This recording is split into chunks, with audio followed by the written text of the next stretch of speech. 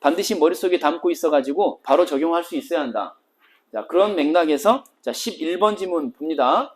여러분, 자 고개 한번 들어보시고요. 힘들죠? 독서는 정해진 위치에 약속된 정보가 나온다고 했습니다. 그 약속된 정보를 발견해야 됩니다. 알겠죠? 정해진 위치에 약속된 정보가 나옵니다. 발견해야 됩니다. 지금부터 발견하러 갑니다. 자, 1문단에서 화제를 찾아야 한다. 정해진 위치, 1문단, 약속된 정보, 화제. 뭐였습니까? 통화정책이었습니다. 그리고 이제 노트 필기를 하실 때, 자, 통화정책이라고 쓰라고 하셨고요. 노트 필기한 걸 보세요. 이번엔 특이하게 이제 채권이라는 말이 나왔습니다. 채권이라는 말이.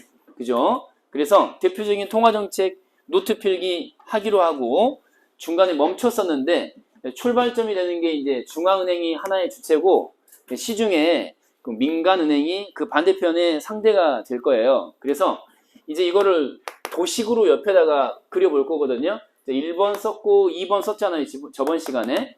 그 한 켠에다가 다시 한번 필기하는데 천천히 합시다. 천천히. 진도가 중요한 게 아니라 여러분들이 각성하고 기억하는 게 중요하니까 중앙은행이 있고 민간은행이 있습니다. 한번 써볼게요. 민간은행. 자, 여기 말고 옆에다가 따로 쓰시는 거예요. 그래서 중앙은행에서 화살표가 가고 민간은행에서 화살표가 오는 이런 관계 일단 만들어 놓고 지금 이 상황은 채권이라는 것을 매개로 해서 매수를 하는 상황이거든요. 그쵸? 창원님, 매수는 사 드리는 겁니까? 팔아 넘기는 겁니까?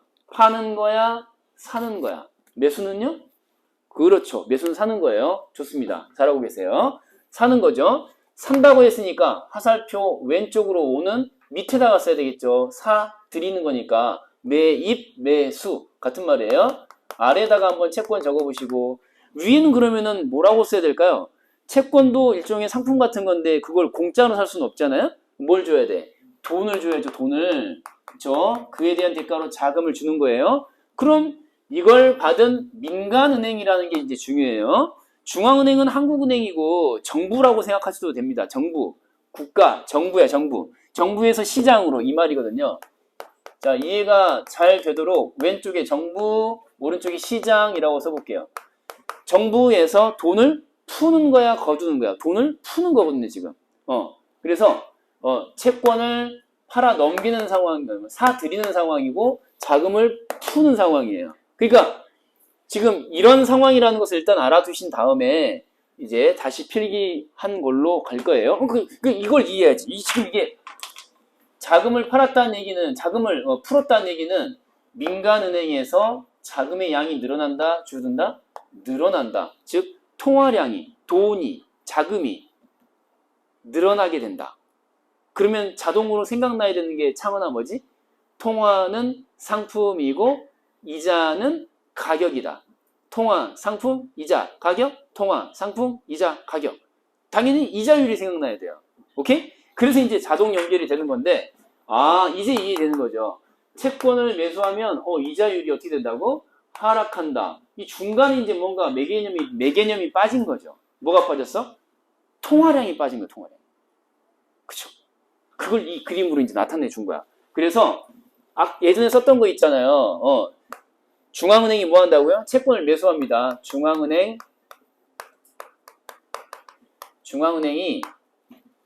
채권을 매수한다고 했어요. 채권을 매수한다. 매수한 상황이에요. 그러면 이에 대한 결과로 바로 이자율이 하락된다라고 했는데 필기했으면 이 중간에다가 이렇게 삽입 기호를 써도 상관없고 다시 적어도 상관없어요. 정리는 다시 적을게요. 그래서 이자율 얘기 나오기 전에 통화량을 먼저 중간에 넣었어야 되는 거야. 통화량. 그러니까 통화량이 늘어나 줄어들어.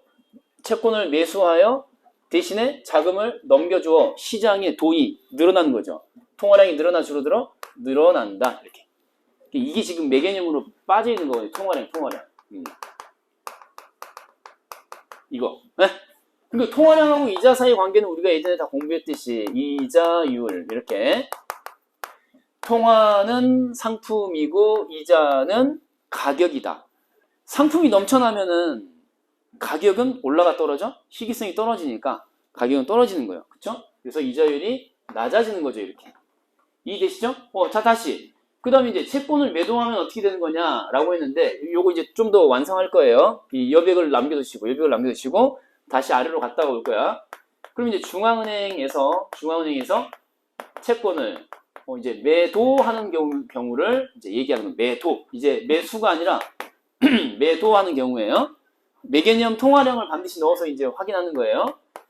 자, 매도면은 이제 채권이 위로 가고 자금이 아래로 내려와야 되겠죠. 그쵸? 자금이 이제 이쪽으로 들어오는 거예요. 그러니까 시장에 있던 통화량이 정부에게로 흘러 들어가 버리는 거니까, 빠져나가 버리는 거니까, 시장에는 통화량이 늘어나 줄어들어?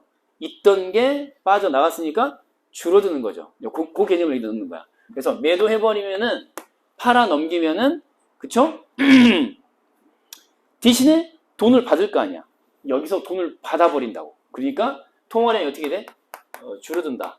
통화량이 줄어든다라는 매개념이 이제 빠진 거야. 다시. 통화는 상품이고 이자는 가격이다. 라는 개념으로 이제 보시는 거예요.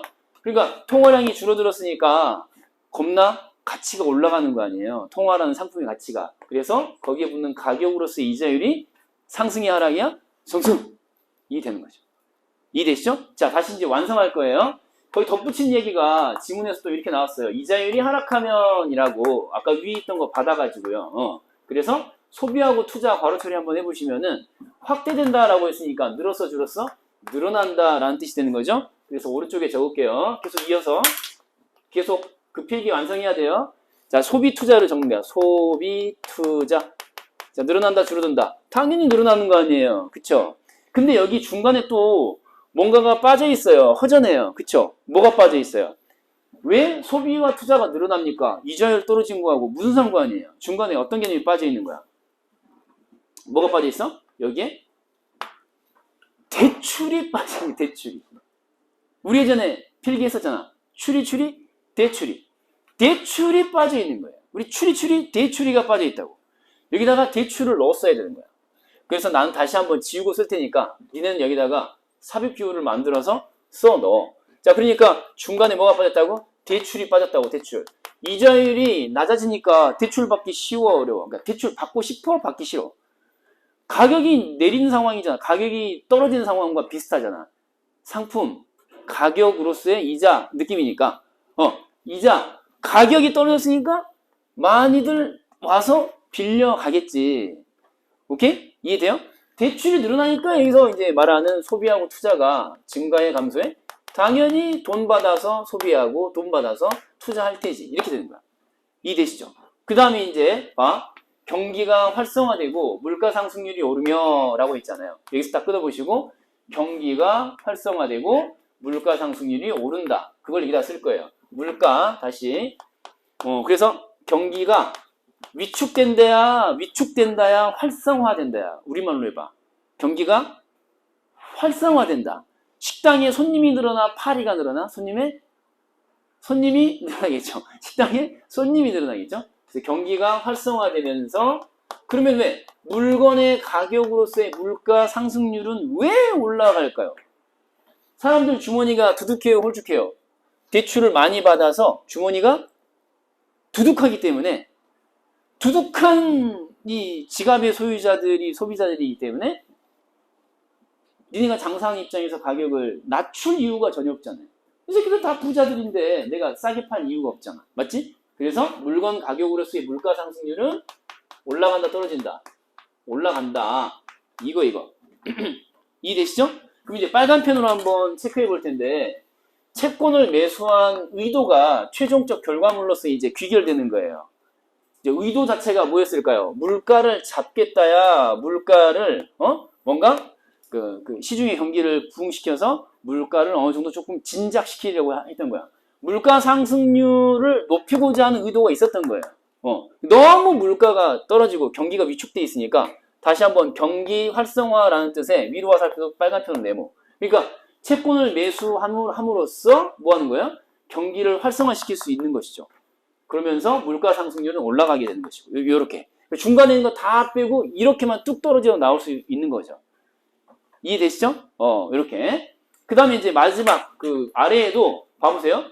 이게 봐. 그러니까 얘도 봐. 이자율이 상승하면이라고 하면서 반대 방향으로 지금 설명하는 거 생략 거의 뭐 압축적으로 설명했잖아요. 완성해 볼게요. 이제 써봐. 이자율이 이제 올라갔으니까 대출 받기 어려워요, 쉬워요? 대출이 상품 가격 올랐으니 덜 빌려 쓰겠죠. 오케이? 그 다음에 다시 소비 투자 어떻게 돼요? 소비야. 대출을 받지 못하니 소비도 못하고 투자도 못하고 이렇게 되겠죠? 그 다음에 이제 밑에 경기하고 물가 상승률은 요 밑에 잘 안 보이니까 요 위에다가 적을게. 위에다가 여기다가.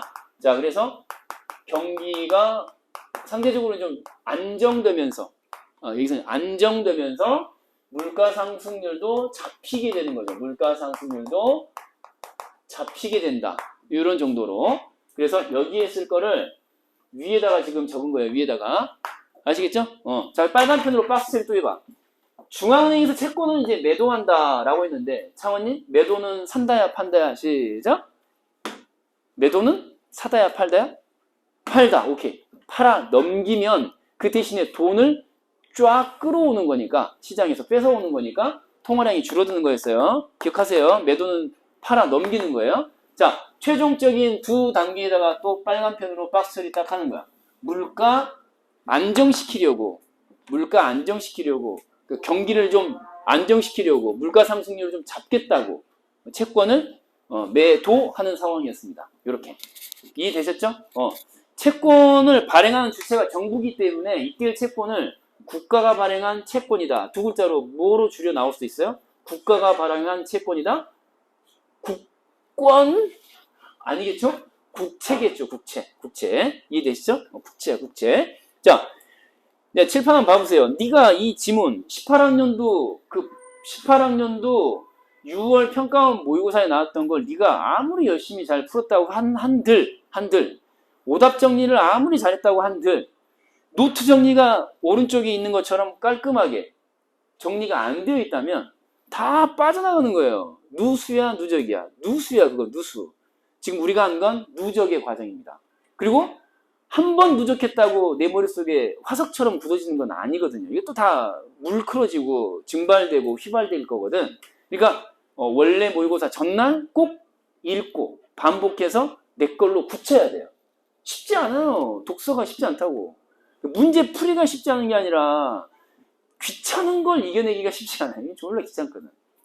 귀찮죠. 읽으셔야 돼. 이제 읽어야 돼. 썼으니까. 자, 이제 이 문단 내려가셔서 지난 시간에 그 비교사항 정도 체크하고 차이점까지 적었잖아요. 기억나요, 이거? 비교사항 사이 차이점까지 정리했었던 거거든요. 요 필기한 거는 건드리지 않고 놔둘게요. 위쪽에 있는 거 이거. 요 도식은 이따 또 써먹을 거니까. 자, 그러니까 이제 선제성이라는 단어랑 정책 신뢰성이라는 게 비교사항이다. 지난 시간에 체크했죠? 체크하지 않았어요? 했죠? 그래서 비교사항 1번하고 2번이었어요. 그래서 요거는 이제 필기를 다시 한번 할게요. 화제는 통화정책이고요. 1번. 화제는 통화정책이었다. 1번 화제. 통화정책이었고요. 그 다음에 비교사항으로 가서 두 가지가 있었는데, 자, 1번하고 2번으로 나눴을 때, 선제성이라는 거랑, 그 다음에 뒤쪽에,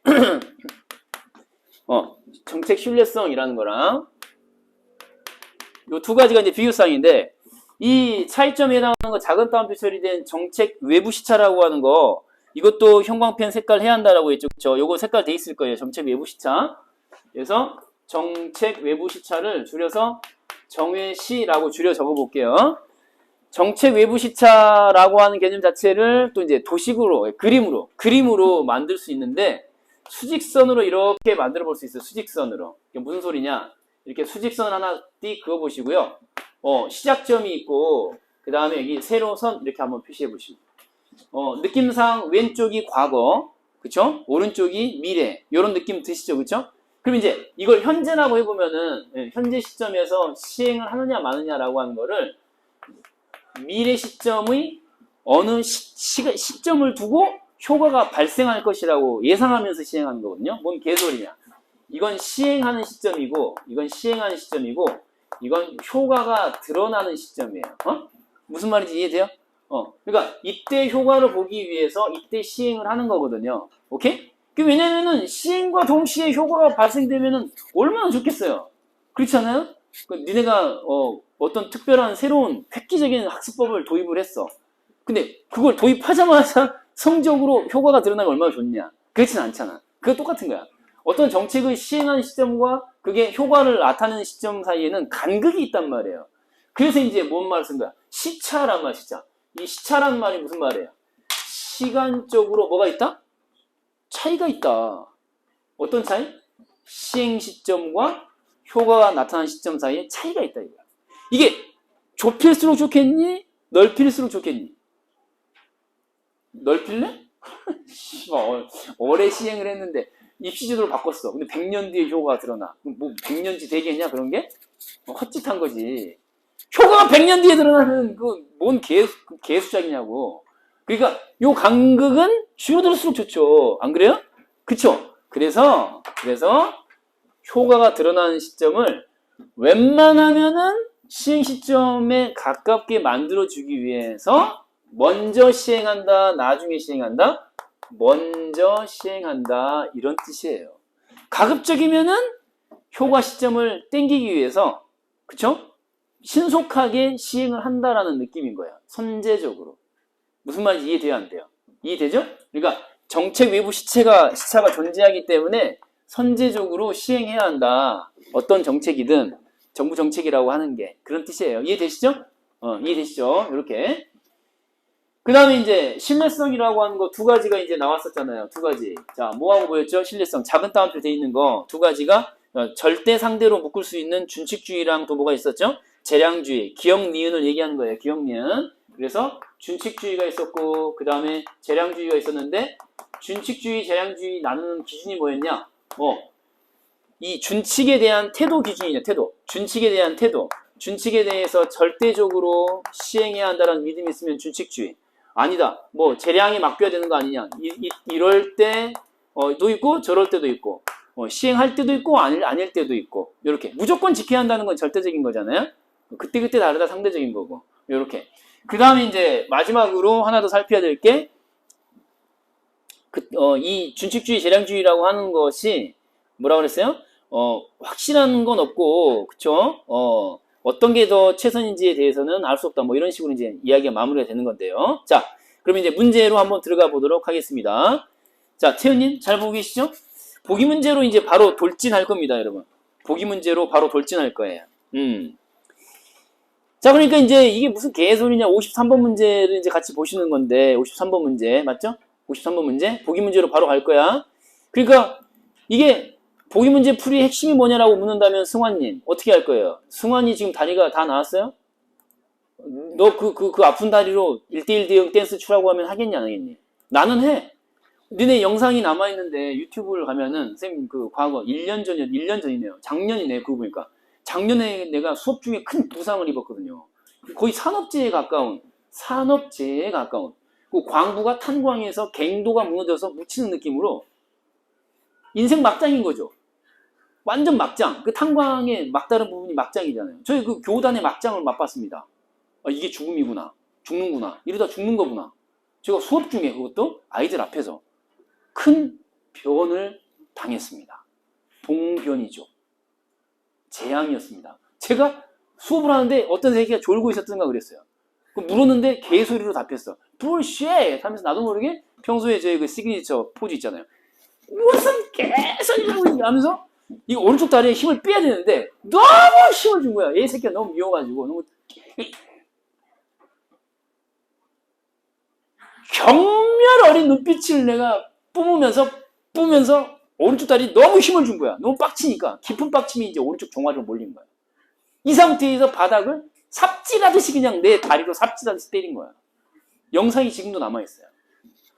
그래가지고 표정이 점점 안 좋아져. 선생님 수업하다가 이러면서 그 다음 시간 수업이 이렇게 오른쪽 다리에 심각한 부상을 입었었거든요. 정말 2주 동안 침 맞고 정형외과 가고 해봤는데 너무 힘들었습니다. 오늘 저 분개하게 만들지 마시고요. 알겠죠? 승환님, 너한테 1대1 댄스 추라고 하면 추겠니 안 추겠니? 그 다리로 난 췄어. 그 지경의 다리를 하고도 췄다고. 이러면서 1대1등 1대1등 알지? 이러면서 영상이 남아있습니다. 1대1 대응을 해야 한단 말이에요. 그냥 지금 여기 금리라고 하는 말, 기준금리라고 하는 말이 나오면 이제 우리가 배웠던 개념을 하면 무슨 금리야? 정책금리, 정책금리. 외워. 정부 정책으로 정했으니까 어떤 개새끼가 안 지키겠냐? 지켜야지! 기준으로서 지키는 금리니까 정책금리를 기준금리라고 하는 거야.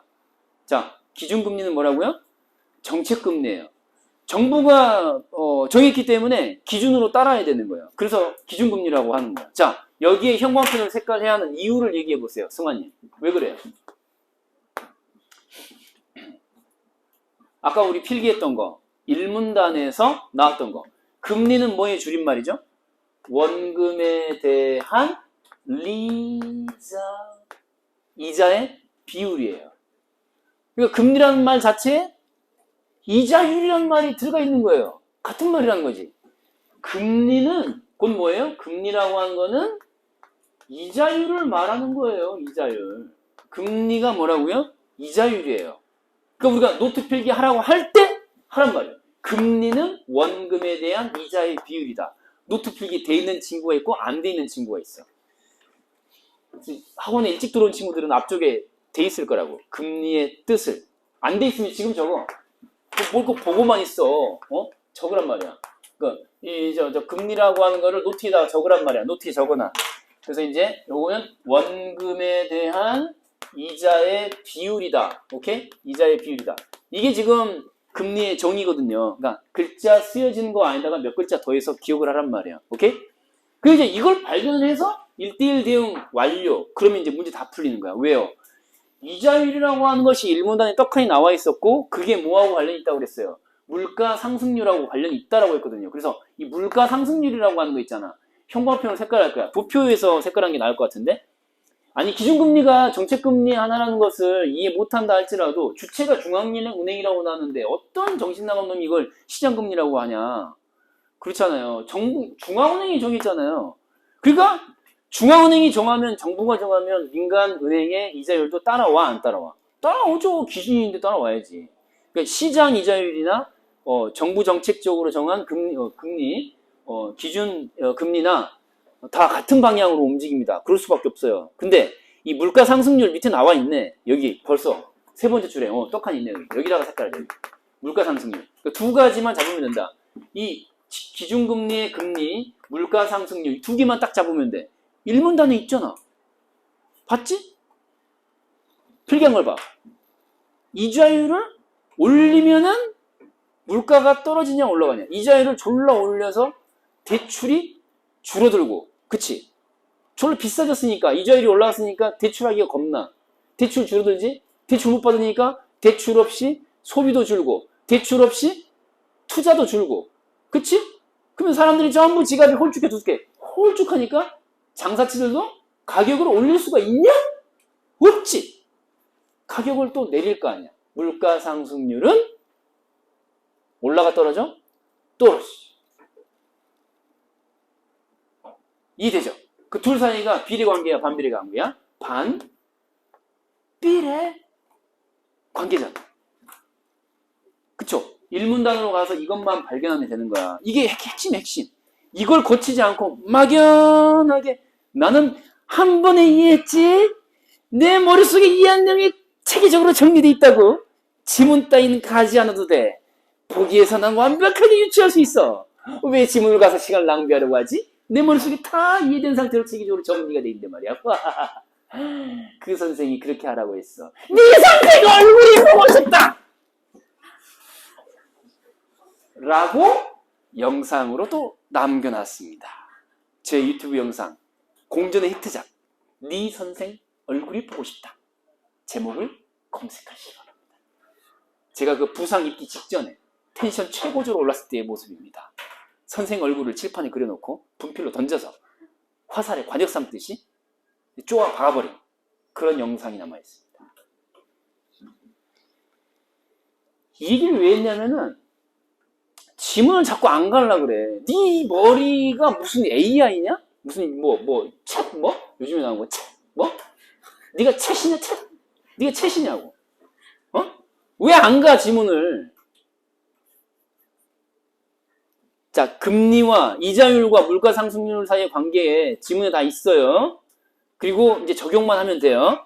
경제학자 병이 어쩌고저쩌고 했어. 근데 이를 위해서 어쩌고저쩌고 나왔어. 그 지금 이 조건들이 이제 있는데 이 보기 자체에서 중요한 게 뭐야?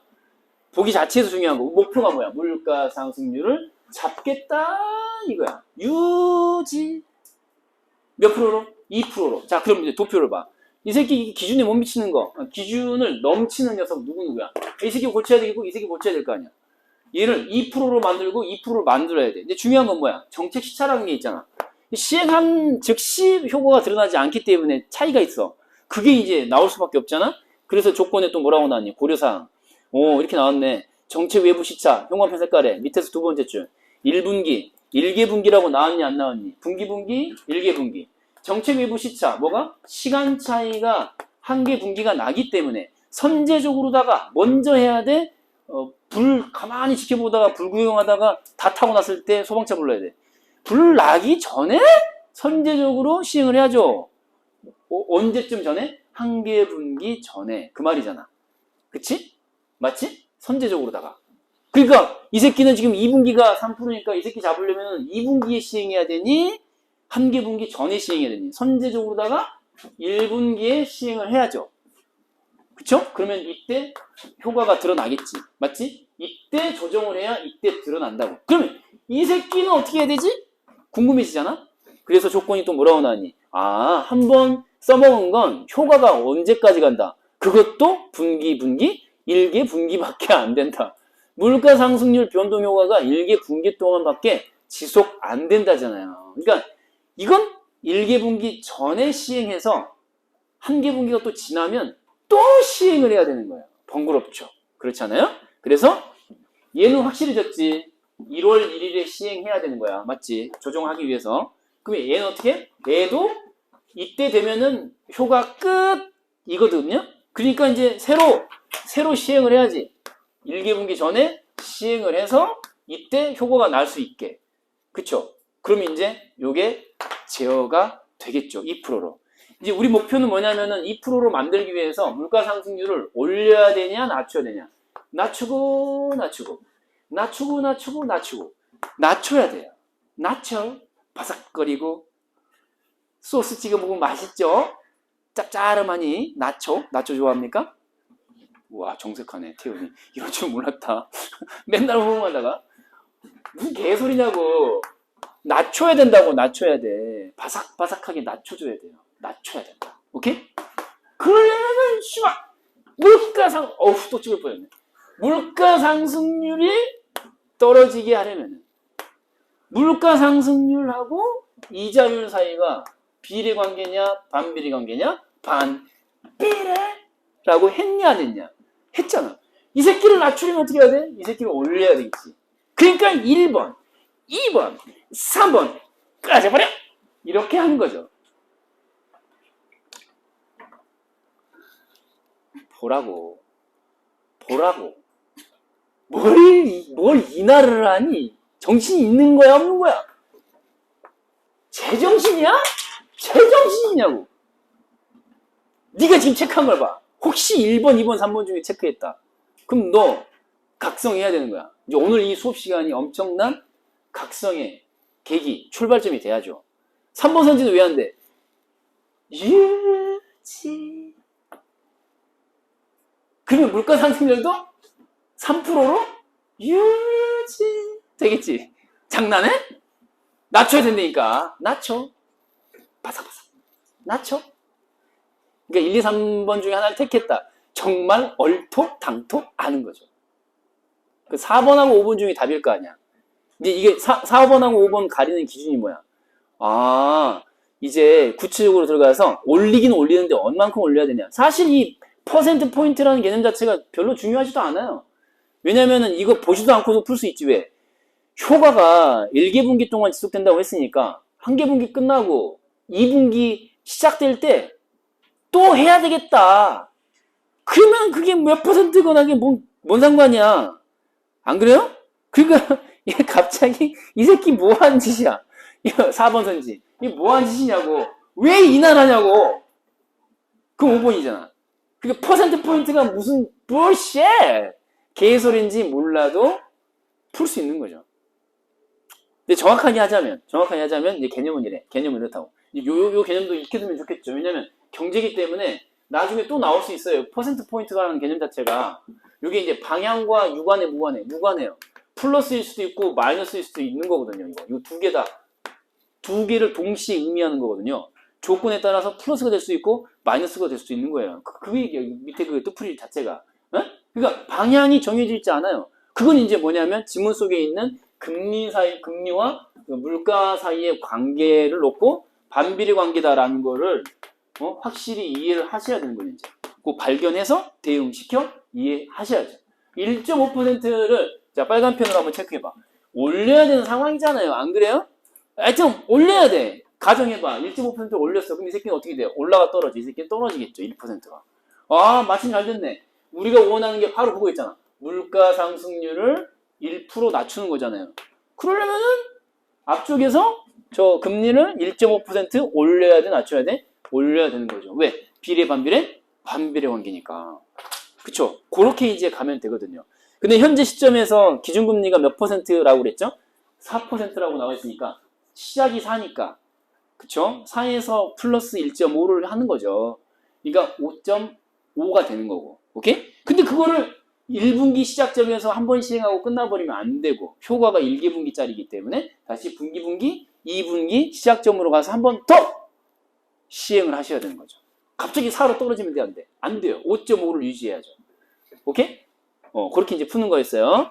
자, 이 문제 풀이. 교훈은 뭡니까, 여러분? 1대1 대응. 54번 문제는 2번 선지를 보세요.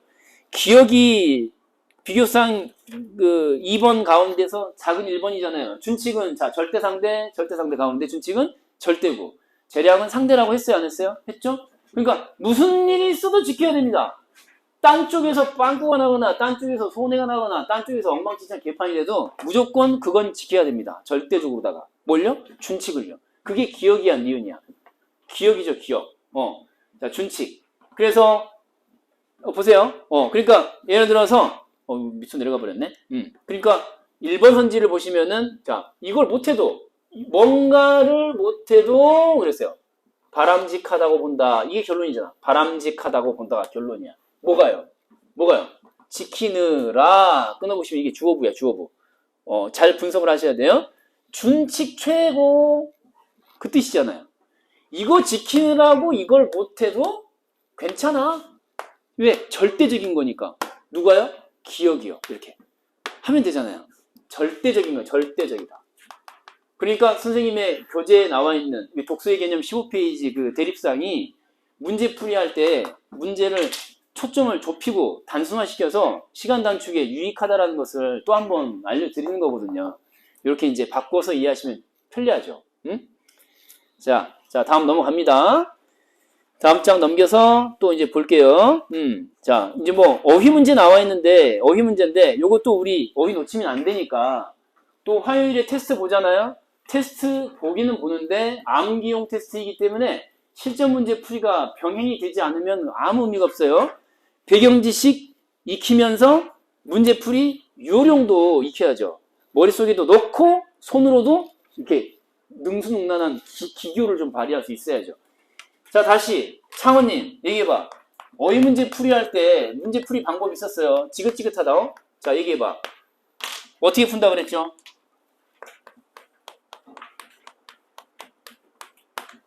오우 달라 씨발 아니에요. 디귿 리을 시옷 비읍 뭐였죠? 이응기역. 자, 발음을 해. 자, 창원이 시작.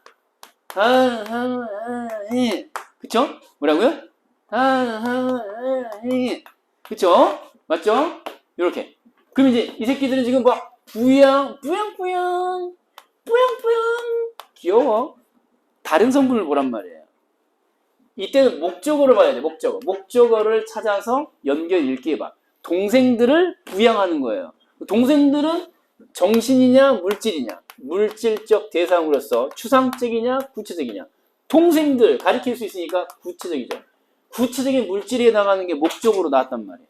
그러면 이제 5번 선지 관련 2를 찾아. 2를 찾으러 가니까 뿌양뿌양 앞에 목적어가 뭐라고 나왔죠? 경기를 이라고 나왔죠. 경기를 가리켜봐라. 이게 무슨 스포츠냐? 아니잖아요. 경제가 돌아가는 판국을 얘기하는 건데 그걸 어디를 가리킬 건데? 어디 있니 경기? 없잖아요. 가리킬 수 없죠. 얘는 추상적인 녀석이고 관념에 해당하는 것이기 때문에 그게 목적으로 나왔을 때의 부양의 의미는 그죠? 5번에 있는 그 뿌양뿌양과 같을 수가 없죠. 오케이? 이렇게 이제 하시면 돼요.